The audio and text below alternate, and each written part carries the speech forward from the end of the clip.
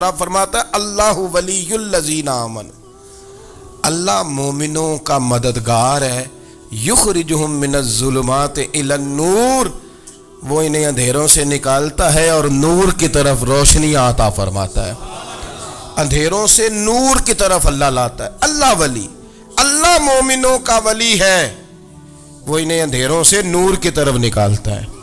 ہدایت ہمیشہ اللہ کی طرف سے سمجھے، جب وہ نماز کی توفیق دیتا ہے تو اپنے فضل سے دیتا ہے، جب وہ ذکر کی توفیق دیتا ہے تو اپنے فضل سے۔ ہم سمجھتے ہیں ہو جی فلانا نہیں پڑھ رہا بڑا بیوقوف ہے، فلانا نہیں پڑھ رہا، تو تم کیا اپنی عقل کے زور پہ پڑھ رہا ہے؟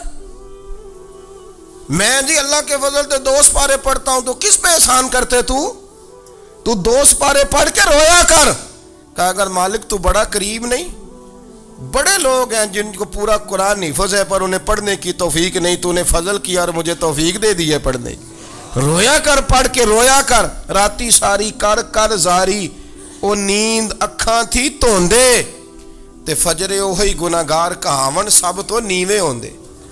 مہربانی کریں، ڈریں، نیکی کریں تو پھر ڈریں، پھر احساس پیدا کریں، پھر اپنے اندر وہ کمزوری لائیں کہ توبہ توبہ مجھے تو پتہ ہی نہیں، تو جانتا ہی نہیں۔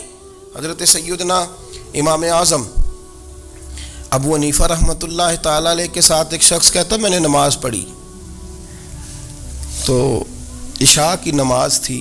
یہ جو لوگ بڑے ہوتے ہیں نا، جن کے پیار کرنے والے بڑے ہوتے ہیں، ان کے گرد خوف بھی بڑا ہی ہوتا ہے، انہیں بڑا ڈر لگتا ہے، بڑی بعض اوقات آزمائش ہوتی ہے ان کی۔ عشاء کی نماز کہتے پڑھی تو امام صاحب نے نا عشاء کی نماز میں تلاوت کی آیتیں فَمَن يَعْمَلْ مِثْقَالَ ذَرَّةٍ خَيْرًا يَرَهُ وَمَن يَعْمَلْ مِثْقَالَ ذَرَّةٍ شَرًّا يَرَهُ، فرمایا جو ذرہ برابر خیر کرے گا وہ بھی قیامت میں دیکھے گا، اور جو ذرہ برابر شر کرے گا وہ بھی قیامت میں اس شر کو دیکھے گا، اس کے سامنے آئے گا۔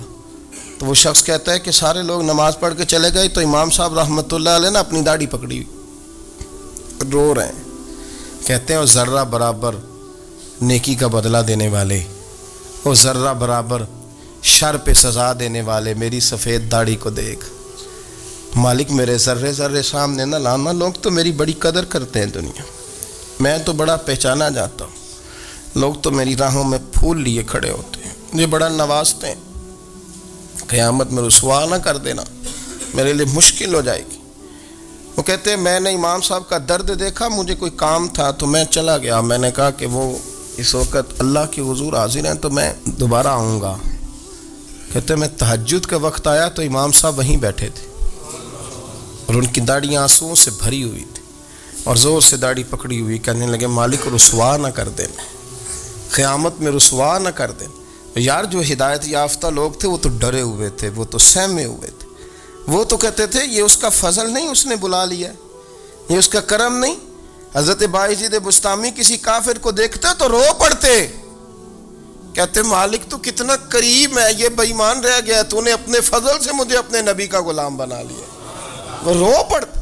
یہاں تو لوگوں کا دعویٰ ہی بڑا ہے، نمازی اللہ خیر فرمائے وہ تو دوسروں کو گھورتا ہے، وہ کہتا ہے جنت کا میں مالک ہوں، کنجیاں میرے پاس ہیں، میں کسی اور کو گھسنے نہیں دوں گا، اور اگر 2-3 حج کر لے تو پھر تو وہ کہتا ہے کہ اب میرے سے پوچھ کے لوگ جنت میں جائیں گے معاذ اللہ، اور اگر وہ 2 4 5 7 دفعہ کوئی نفل پڑھ لے تو پھر وہ کہتا ہے چھوڑیں جی سارے لوگ بے عمل ہیں، میں اکیلا نیک ہوں۔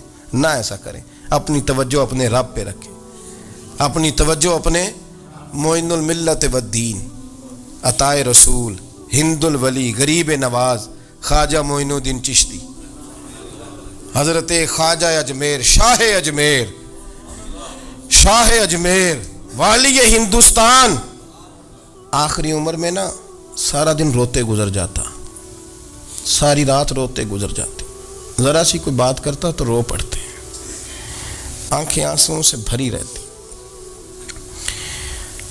کئی دفعہ آپ نے بھی پریشان ہو جاتے ہیں نا کہ یار تو ایک بات کی جان ہی نہیں چھوڑ رہا، تو خواجہ قطب الدین صاحب بختیار کاکی سے لوگوں نے کہا کہ آپ مرشد سے بات کریں، اتنا بھی تو نہیں نہ رونا چاہیے، ہر وقت اس کے آنسو کی کریے، عاشق دا کام ہی رونا تونا تے بھی نہ رویو نہیں منظوری، یہ عاشق سدا ہی روندا رہندا ہے، پاویں وصل ہوئے تے پاویں دوری، ہر وقت رونے کا کیا مطلب ہے؟ تو خواجہ قطب صاحب کہتے ہیں میں قریب گیا تو میں نے پیر دبائے، میں نے کہا سونیا لوگ تو کچھ بھی نہیں کرتے، تو نے تو کمال کر دیا، 90 لاکھ آدمی مسلمان کر دیا، دنیا کچھ نہیں کرتی، تو نے 50 سال ساری رات مصلی پہ بیٹھ کے رب راضی کیا، تو شہزادہ تھا، حضور کی اولاد تھا، لیکن معین الدین تیرا ایک پلاٹ بھی نہیں، تو نے طالب علم پالے، انہیں غریبوں کو دیا، انہیں نوازا، کوئی شے نہیں تیرے پاس، ہر چیز تو نے،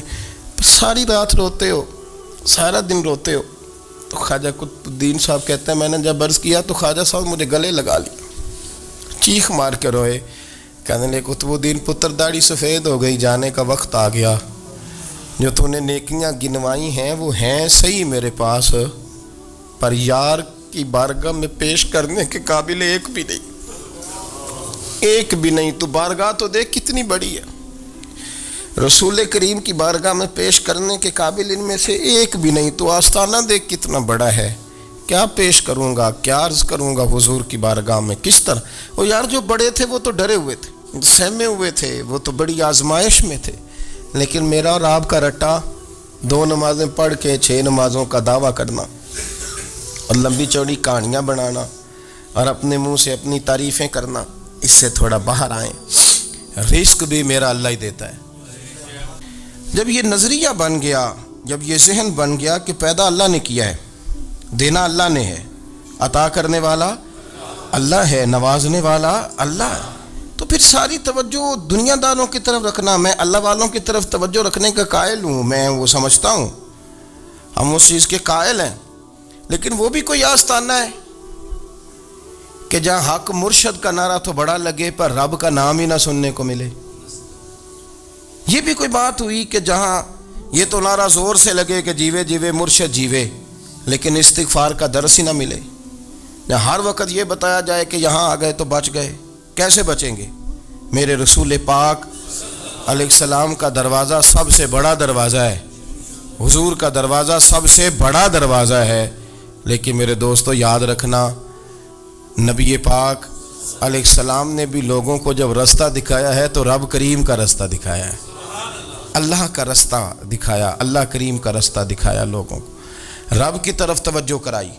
میرے رسول کریم سید عالم صلی اللہ تعالی علیہ وسلم نے لوگوں کی اللہ کی جانب توجہ کرائی اور لوگوں سے یہ کہا کہ وہ اپنے رب کریم کی جانب اپنا ذہن رکھیں، اپنی توجہ اپنے اللہ کی جانب مبذول کریں۔ بڑے بڑے فقیروں کو مالدار ہوتے دیکھا، بڑے بڑے مالداروں کو فقیر ہوتے دیکھا۔ ام ربیعہ کہا کرتی تھیں، بڑی نیک اور صالح خاتون تھیں، وہ کہتی ہیں کہ میں نا بڑے امیر آدمی کی بیوی تھی، اپنے شوہر کے ساتھ چھت پہ بیٹھی تھی تو نیچے فقیر مانگنے والا آیا، اس نے بڑے درد سے صدا کی تو میں نے اپنے شوہر سے کہا کچھ دے دیں، کہا دفع کر، ان لوگوں نے دھندا بنایا ہوا ہے۔ کہتی میں میکے سے بھی بڑا مال لے کے آئی تھی، میرے ماں باپ بڑے امیر تھے تو میں نے نا چوری اپنے خامہ سے نظر بچا کے باتھ روم جانے کے بہانے گئی اور نیچے جا کے 5 دینار میں نے اس فقیر کی ہتھیلی پہ رکھے۔ کہتے اس نے 5 دینار دیکھے، پھر میری طرف دیکھا تو میں نے اس کی آنکھوں میں آنسو چمکتے دیکھے، کہنے لگے بی بی رب تیرا بھلا کرے، میں 3 دنوں کا بھوکا ہوں۔ کہ وہ چلا گیا، میں گھر آ گئی، جب باہر آئی تو میرا شوہر کہنے لگا تو اتنی اب اتنی تو تیز ہو گئی ہے اور تو اتنی خود مختار ہو گئی ہے، میرے بغیر پوچھے مال خرچ کرے گی، جا تجھے 3 طلاقیں۔ کہتی میں بالدار اور وزادار باپ کی بیٹی تھی، طلاق لے کے گھر آئی تو میرا باپ ٹوٹ گیا، چارپائی پہ چلا گیا، اوہو یہ کیا بن گیا۔ کہتی بڑی تکلیف رہی، 1-2 سال کے بعد میرے ابا نے میری شادی کر دی۔ اب جس شوہر کے پاس گئی وہ بڑا نیک تھا، پرہیزگار تھا، اللہ نے بہترین صلہ دیا۔ کہتی چھت پہ بیٹھی تھی، دروازے پہ فقیر آیا تو میں نے شوہر سے کہا کچھ دے دوں، کہنے لگا 5 نہ دینا، 15 دینا، 20 دینا، میں فقیر ہوں، میں نے فقر سے دولت دیکھی ہے، اسے خالی نہ لوٹانا۔ کہتی ہے کہ میں نیچے گئی اور جب میں نے اس کی طرف دینار بڑھائے تو میری چیخ نکلی، پیسے پھینک کے میں بے ہوش ہو کے گری، میرا شوہر نے آ کے اٹھایا، اندر لے گیا، پانی منہ پہ چھڑکا، کہنے لگا تجھے کیا ہوا؟ کہنے لگی یہ جو مانگنے آیا یہ میرا پہلا شوہر تھا، وہی تھا جو کہتا تھا کہ تو 5 دینار دے آئیے جا، تجھے 3 طلاقیں. پڑھو نا حدیث پاک. میرے نبی پاک علیہ السلام نے فرمایا ایک بندہ گنجا تھا. گنجا، کوئی ترتیب آگے پیچھے ہو جائے تو مفہوم کے لحاظ سے، لیکن میں مفہوم اس کا واضح کرتا ہوں. ایک گنجا تھا، کوئی شے نہیں تھی، سر پہ بال بھی نہیں تھے، رویا کرتا تھا. اللہ تعالیٰ نے فرشتے کو بھیجا، تجھے کیا چاہیے؟ تو کہنے لگا بال آ جائیں اور تھوڑا مال آ جائے. فرشتے نے ہاتھ پھیرا تو بال بھی آ گئے، تو بکریاں بھی آ گئیں، لائنیں لگ گئیں، مال ہی مال ہو گئے. دوسرے کے پاس گیا، وہ کوڑا تھا. اس کو جا کے کہا کیا چاہیے؟ کہنے لگا شفا ہو جائے اور کچھ اللہ تعالیٰ آسانی کر دے. شفا بھی ہو گئی، گائیں بھی دے دی، بھینسیں بھی دے دی، مال ہی مال ہو گئی. پھر ایک کے پاس گیا، وہ اندھا تھا. تجھے کیا چاہیے؟ اس نے کہا آنکھیں مل جائیں اور کچھ ساتھ اللہ مال دے دے. اونٹ ہی اونٹ ہو گئے. جب بڑا نواز دیا تو پھر مالک نے امتحان لینے کا ارادہ کیا. یاری تیری سونا ہے پر آزمائشاں بھی تیریاں اگ. آزمائشاں تیریاں، صحیح کہہ رہا ہوں، آزمائشاں تیریاں، یاری تیری سونا ہے پر آزمائشاں تیریاں. یہ سونا پرکھیا جامدہ ہی پہلو نال لگاں دے لگ. اللہ نے فرمایا آزمائش کرو. سب سے پہلے گنجے کے پاس آئے، اسے کہا اللہ کے رستے میں کچھ دیکھا نہیں لگا، میرے خرچے ہی بڑے. دیکھو تو صحیح کتنی مشکل میں وقت گزارتا ہوں، حال ہی کوئی نہیں. تو اس نے کہا میں نے تو سنا ہے تو گنجا اور بھوکا ننگا تھا. کہنے لگا میں تو جدی پشتی رئیس اعظم ہوں. تو یہ کس پاگل نے کہا ہے؟ بھاگ جا. اس نے کہا اچھا جیسے تو تھا ویسے ہی ہو جائے. کھیت کھلیان اجڑ گئے، پھر سے گنجا ہو گیا. حضور علیہ السلام فرمانے لگے. پھر وہ اس کے پاس گیا جو کوڑا تھا. اسے کہا کچھ دے. کہنے لگا خرچے ہی بڑے. اب پوچھ لیں کسی امیر آدمی سے، کہے گا چکی کے نیچے ہاتھ ہے میرا، میرے سے زیادہ تو اب پریشان بندہ ہی کوئی نہیں. کیا بتاؤں آپ کو، اتنا ٹیکس ہے، اتنا جرمانہ ہے، فلانی شے، بڑا کچھ گنواتے ہیں لوگ. اس نے کہا میں نے تو سنا تو پہلے کوڑا تھا. اس نے کہا اچھا دوڑ جا، میں تو رئیس اعظم ہوں، دادا بھی پردادا بھی اور ساری نسل ہی. اس نے کہا اچھا جیسے تو تھا ویسے ہی ہو جائے. پھر وہ گیا اندھے کے پاس اور جا کے کہا اللہ کے نام پہ کچھ دے. تو وہ کہنے لگا رب کے نام پہ؟ یہ کھڑے ہیں اونٹ، جتنے تیرے دل کرے لے دا.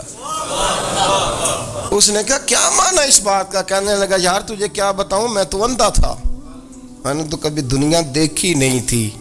پھر اس کریم نے فضل کیا تو مجھے بڑا کچھ دکھایا. میں کیا بتاؤں، میرا دل کر رہا ہے کہہ دوں کہ پھر اس نے کعبہ دکھایا، پھر اس نے روضہ رسول دکھایا، پھر اس نے ریاض الجنہ کے سجدے دکھائے، پھر اس نے اپنے محبوب کے دروازے کی رونقیں دکھائیں. اس نے بڑا کچھ دیا، اس نے بڑا نوازا. میرے پاس تو شاید میں بدکار پرانا خادم، کسے در ملی نہ ٹوئی. اے واصف یار نے نظر جو کی تھی، پھر واصف ہی ہوئی.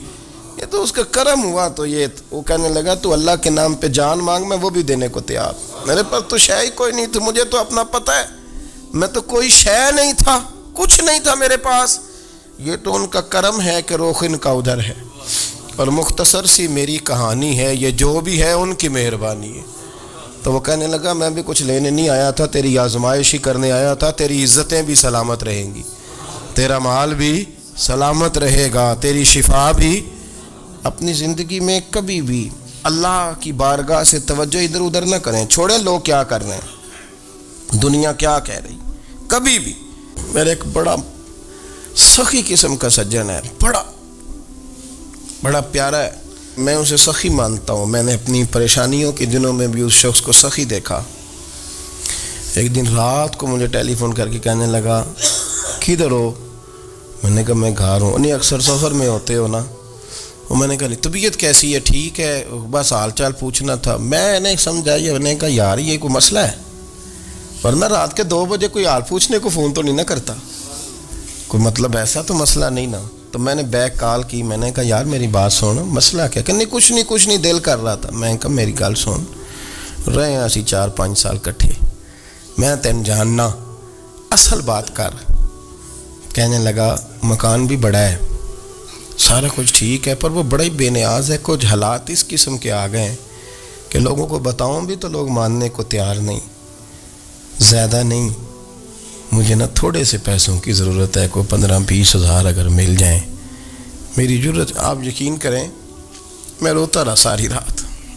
میں نے کہا مہربانہ تیرا کس طرح کرانگے، اس سے لے کے زمانہ استعمال کرتا تھا، پر بے پرواہی ویکھ نہ سجڑ دی، جتھے کسے دی پیش نہ جاوے انہیں تاجاں والے در در رولے تے منگتے ہیں تخت بٹھاوے۔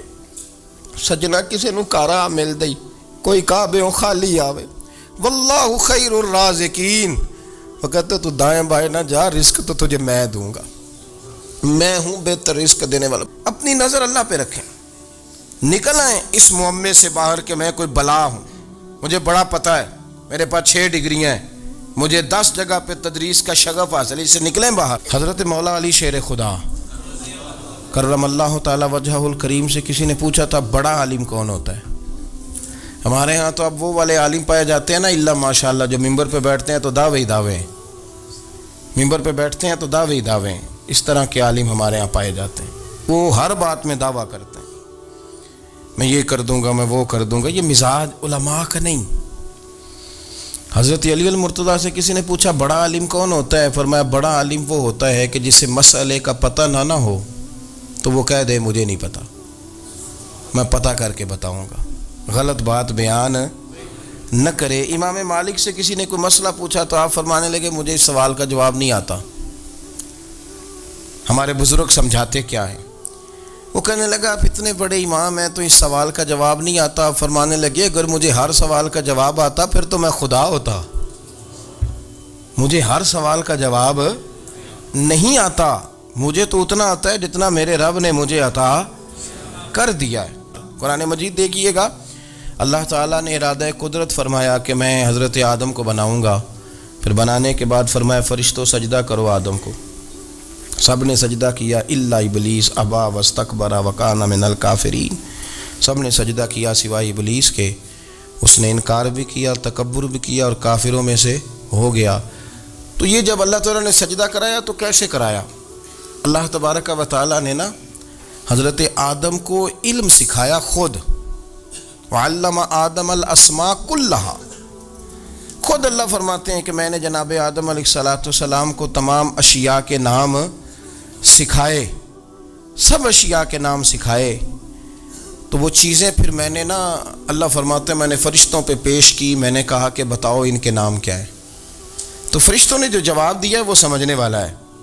اللہ نے چونکہ خود علم سکھایا تھا حضرت آدم کو، جناب آدم سکھایا تھا لیکن فرشتوں کو نہیں سکھایا تھا، تو اللہ کریم نے فرمایا فرشتوں اب یہ بتاؤ ان چیزوں کے نام کیا ہیں؟ تو فرشتے کیا کہتے ہیں؟ فرشتے عرض کرتے ہیں قالوا سبحانک لا علم لنا۔ آپ کبھی یقین کریں اس چیز کی لذت لیں تو مزہ آ جائے۔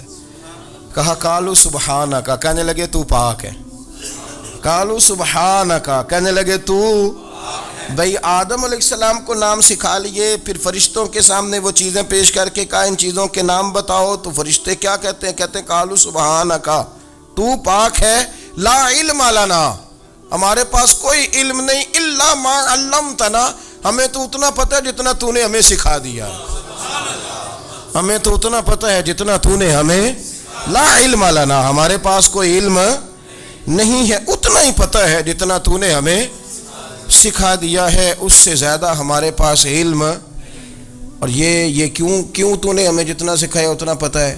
فرشتے یہ نہیں کہتے یا اللہ تو زیادہ سکھا، آدم کو دیا تو ہمیں بھی دے، یہ نہیں فرمایا، فرمایا انک انت العلیم الحکیم، اے اللہ تو علم والا بھی ہے اور حکمت والا بھی ہے، تجھے پتہ ہے کس کو کتنا دینا ہے، جتنا تو نے مناسب سمجھا جناب آدم کو دیا، اور جتنا تو نے بہتر سمجھا وہ تو نے ہمیں عطا فرمایا۔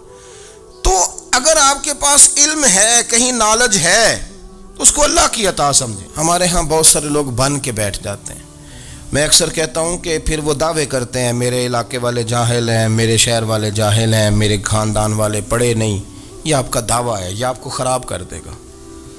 ہم نے بہت سارے ایسے لوگ دیکھے جو بہت بڑے عالم تھے، لیکن اللہ جب لینے پہ آیا تو عقل ہی لے گیا، شعور ہی چلا گیا، حافظے ختم ہو گئے۔ آپ دیکھتے ہیں بڑھاپے میں کچھ لوگ ایسے ہوتے ہیں کہ جن کو یہ بھی یاد نہیں رہتا کہ میرا نام کیا ہے، میں کہاں ہوں، مجھے کدھر جانا ہے، تو اس وقت سے اللہ کی پناہ مانگیں اور اپنی نظر اپنے رب کریم کی جانب رکھیں، اللہ کی جانب اپنی نظر کو مبذول رکھیں۔ دوسری بات، علم کے بعد ایک چیز آتی ہے جس کا نام ہے ہدایت، جس کا نام ہے تقوی، جس کا نام ہے پرہیزگاری، جس کا نام ہے عمل، عبادت، ریاضت۔ یہ بھی اسی وقت ہی نصیب ہوتی ہے جب میرا رب کریم نصیب فرما دیتا ہے۔ ہم نے نا نیکی کا اپنا اپنا سٹیٹس بنا لیا ہے، اپنا اپنا معیار بنا لیا ہے۔ کچھ لوگ کہتے ہیں کہ جناب مسجد میں سیمٹ کا توڑا دینے سے بہتر ہے کسی غریب کو آٹے کا تھیلا دے دو۔ اب اس نے اپنا مزاج بنا لیا نا نیکی کا، اس نے اپنا سٹیٹس بنا لیا ہے۔ میرا یہ سوال ہے کہ نبی پاک صلی اللہ تعالیٰ علیہ وسلم جب مدینہ شریف آئے تھے تو حضور نے سب سے پہلے غریبوں میں آٹا تقسیم کیا تھا کہ سب سے پہلے مسجد بنائی تھی؟ کیا عجیب لوگوں کا رنگ ہے، اپنی مرضی کی ہدایت، اپنی مرضی کا تقوی، اپنی مرضی کا معیار۔ مسجد کوئی بڑا چھوٹا خطیب بھی میری طرح کا ہو نا تو وہ مسجد میں بیٹھ کے جب نبی پاک کی بات کرتا ہے تو کہتا ہے میرے رسول پاک غریبوں کا سہارا بن کے آئے۔ وہ غریبوں کی بات کرتا ہے، مسکینوں کی، لاچاروں کی، کمزوروں کی بات۔ تو مسجد ہی تو وہ ادارہ ہے جہاں سے غریبوں کی بات ہو رہی۔ تو اب لوگوں نے غریب کو اور مسجد کو لڑانا شروع کر دیا، اس کو لڑاؤ کہ مسجد میں پیسے دینے سے بہتر ہے آپ غریب کو آٹے کا تھیلا دے دیں۔ آپ یہ کیوں نہیں کہتے کہ مسجد میں بھی آپ توڑا دیں ایک سیمٹ کا اور ساتھ غریب کو بھی خدمت کریں؟ یہ کیوں نہیں تقوی؟ اپنی اپنی مرضی کا مزاج، اپنی اپنی۔ کچھ لوگ کہتے ہیں چھوڑو جی، ساری زندگی انسان نماز پڑھتا رہے اور پھر گالیاں بھی دیتا رہے، بندہ داڑھی بھی رکھ لے اور جھوٹ بولنا بھی نہ چھوڑے۔ تو یہ آپ نے اپنے پاس سے تقوی کا معیار بنایا۔ گالی دینے کا گناہ ہے اور داڑھی رکھنے کا ثواب ہے۔ تو اگر آپ داڑھی رکھے ہوئے ہیں اور آپ کوئی غلطی کر رہے ہیں تو اس سے آپ کی داڑھی کا ثواب ختم، اللہ کرے آپ کو سمجھ آئے میری بات۔ آپ کوئی غلطی کر رہے ہیں، داڑھی کا ثواب اس سے ختم، وہ اپنی جگہ پہ قائم ہے چیز۔ اپنی مرضی کا کیوں تقوی کا معیار بناتے ہیں؟ تقوی کا مزاج اپنی مرضی کا نہ بناؤ، اللہ کی بارگاہ سے دعا مانگو کہ یا اللہ ہمیں ہدایت کا نور عطا فرما۔ ہمارا یہ مسئلہ بن گیا کہ ہماری سیاست ہے، ہماری دنیا داری ہے، ہم بندوں کو راضی کرنا چاہتے ہیں۔ ہم دیکھتے ہیں کون کس طرح، اور آپ یقین کریں آپ تھک جائیں گے، بندے راضی نہیں ہوں گے، وہ نہیں راضی ہوتے۔ آپ ان کو منا کے لائیں گے تو ادھر والے نکل جائیں گے، ادھر کو منائیں گے تو ادھر والے نکل جائیں گے۔ اس چکر سے باہر آئیں، اس رب کو راضی کریں جو فرماتا ہے ان الذین آمنوا وعملوا الصالحات سیجعل لهم الرحمن ودا۔ فرمایا تو ایمان لانے کے بعد نیک عمل کر، میں لوگوں کے دلوں میں تیری محبت پیدا کر دوں۔ رحمان لوگوں کے دلوں میں محبت ڈال دے گا، اللہ لوگوں کے دلوں میں۔ اپنی نظر ہمیشہ اپنے رب پہ رکھیں، اتنی لمبی چوڑی دنیا داروں سے امیدیں نہ وابستہ کریں۔ میں نے دیکھا ہے لوگ کاسا لیسی کرتے ہیں، کبھی اس کے دروازے پہ کبھی اس کے دروازے پہ۔ ان چکروں سے باہر آئیں اور اپنے رب کی بارگاہ کی طرف توجہ کریں۔ استغفار شوق سے پڑھا کریں، اور اکیلے میں نا، اکیلے میں۔ حضرت رئیس المتکلمین مولانا نقی علی خان صاحب رحمۃ اللہ نے لکھا ہے کہ فرعون 500 سال حکومت کر گیا، یا تو 5 سال کی حکومت کی پیر لڑکھڑاتے ہیں، 500 سال۔ فرماتے اصل وجہ یہ تھی کہ دنیا جب سو جاتی تھی نا تو اوپر چادر لے کے تو مصلے پہ بیٹھ جاتا تھا اور ہاتھ باندھ کے کہتا تھا رب تو ہی ہے، میرا پردہ نہ کھولنا، مالک تو ہی ہے، کرم نوازی کرنا، میری پکڑ نہ کرنا۔ وہ بے ایمان ہو کے اگر 500 سال ہاتھ باندھے تو گزارا کر لیتا ہے، تو ایماندار ہے۔ پر مسئلہ یہ ہے کہ تو رات کو بکل مار کے ہاتھ نہیں نہ باندھتا، تو منت نہیں کرتا، تو استغفار نہیں کرتا۔ توبہ کریں تو بچے رہیں۔ وہ اتنی لمبی حکومت کر گیا چونکہ رات کو کہتا تھا مالک رب تو ہی ہے، لیکن مہربانی فرما، میری پکڑ نہ فرما، تو اللہ نے تو اس کو مہلت دے دی۔